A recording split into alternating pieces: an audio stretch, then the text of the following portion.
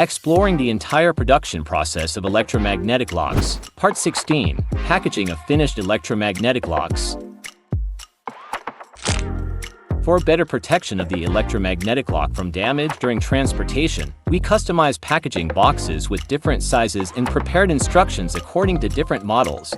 Pack the suckers, magnets and accessory packs in the box with cardboard, then put the instruction manual, and finally stick the product label on the outer box, and the packaging of a single product is completed. To prevent damage from prolonged transportation, a moisture-proof bag is added inside the outer box, and corresponding protective measures are taken at the outer corners of the box to ensure the product arrives in perfect condition.